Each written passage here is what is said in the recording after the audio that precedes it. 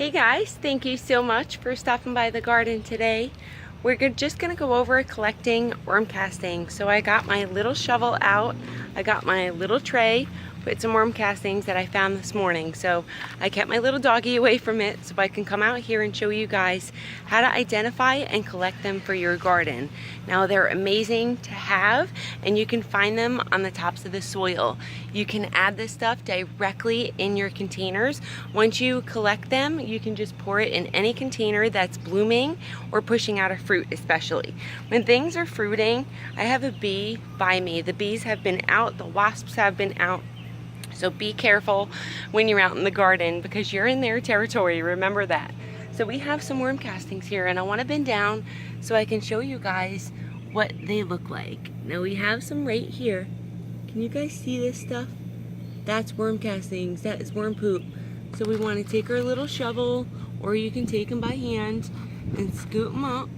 You can scoop them up and put them in your little tray. These are little worm castings right here. Can you guys see that? That's a worm casting right back there.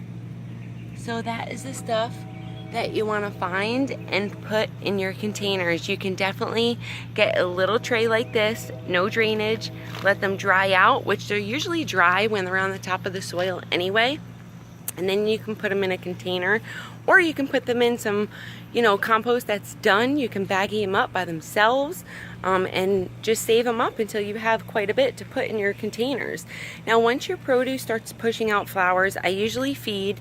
If you're gardening mostly organically, you really don't need to feed too much. So, like I'm feeding with Dynagrow Grow Nutrients right now once every other day. So I switched my nutrients to once every other day. That's because I feed once a week with the Bloom Nutrients when you're starting to see them flowers pop out, and that's for tomatoes, that's for my peppers, that's for blueberries, blackberries, eggplant.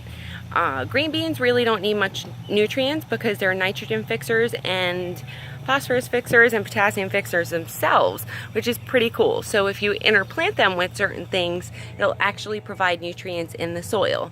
Just remember to companion plant. Make sure you're planting, things that are supposed to go together, because some things combat each other and it's no good for the garden. Now, for Bloom, I'm watering every other day. For my garden, I'm watering every day with water. I'm watering today. I'm gonna water in the morning, which is still pretty early this morning. It's like 8 o'clock, so I'm gonna water probably about 9, and then I'm gonna feed tomorrow after I water. You always wanna feed your garden with the nutrients after you water, because then that soil's wet, and you'll notice that them nutrients, you don't need much of the nutrients in the soil container, whether it's in the ground or in the containers. Now, in containers, you're probably gonna notice that you might need a little more food than in the ground, because the ground has natural nutrients in the ground. Plus, you should be putting fresh compost in there when you begin with, and the ground, you're not washing the nutrients out. There's nowhere for them nutrients to go but in the ground. But in containers, you can definitely wash the nutrients out, especially if you're getting a lot of rain, which we've been getting. So now that you have produce, now once you start to flower, then you want to switch to your Bloom Nutrients. You want to go with a Grow, a 795, high in nitrogen, high in phosphorus, high in potassium. It'll be like a 795. That's great for tomatoes. A 777 is even good for tomatoes and eggplant. Watermelon are heavy feeders, so you want to go with something a little heavier for watermelon, or just use it in conjunction with something else like compost. Compost a little bit more often with the same type of nutrients you have. Now, I try to garden as much organically as I can. That's why I go with Dynagrow, because they're just such a light nutrient system for the garden, and I don't have to use much when I do use it. And they have a basic nutrient system, which is a Grow, Bloom, and then a Mag Pro, which you use in conjunction with the Grow and Bloom, which is a 3-12-6, I believe. So it has low nitrogen, high potassium. It's good for flowering and fruiting things, anything that produces a fruit or a vegetable. So at the flowering stage, I use the Bloom once every week to 2 weeks, depending how much compost I'm throwing in there. If I see I have a lot of worm castings this week, I might not feed that week with Bloom. I might, my plant might be okay, the produce might be great, and this tomato looks pretty good. So let me turn around here so you can see what I'm talking about. Check this guy out.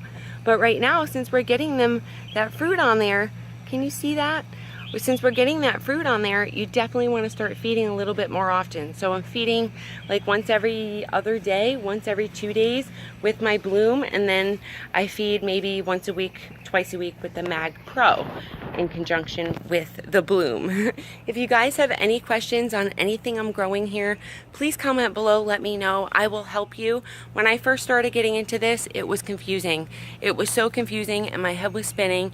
But until you actually, just study the plant. You have to look at the plant from seed. I love to grow from seed because I love watching that plant from a little seed turn into a beautiful produce that you are picking. Let's bend down here so you can kind of see what I'm talking about. Can you see that beautiful eggplant right there? She's growing, she's getting really big, she's nice and purple. I'm not sure if this is Black Beauty or Long Standing, but we're doing really good, you guys, and she's going to be really happy. Can you guys see that, or am I not pointing it to you? Can you guys see that now? Sorry. We are investing in another camera, a tripod, so we can definitely get these videos better. I'm so sorry. Bear with me with the quality. I just love to give you guys this information. So we're going to definitely feed her with Bloom quite often. We're going to feed once every 2 days or so with the Bloom nutrients, and then once every week with the Mag Pro to twice a week. It depends. If I notice she's good, then I'll back off on the Mag Pro, just give her the Bloom maybe once or twice a week, and we'll see. You have to adjust to the type of soil you have, to the type of nutrients you're using, to the type of plant you have. Is it a high feeder? Is it a low feeder? My peppers do pretty good without food quite often. I can feed them maybe once every 2 weeks with a Bloom at the blooming stage, but I do have to use the Mag Pro or something like compost in between that, because you will get pepper drops. Your peppers will drop and stuff. So I hope this video helps you guys in the best way possible to collect your earthworm castings. Use what Mother Nature gave us to use on this earth. It's just so great for the garden to go as much organic as you can. Check those zinnias out. We're growing a lot more here, you guys. I'm going to be planting some flowers that are popping up, and I can't wait to show you. If you have any questions, just remember, I'm always here for you. I love what I do. Thank you so much for stopping by, and I'll see you guys next time out in the garden. Bye-bye.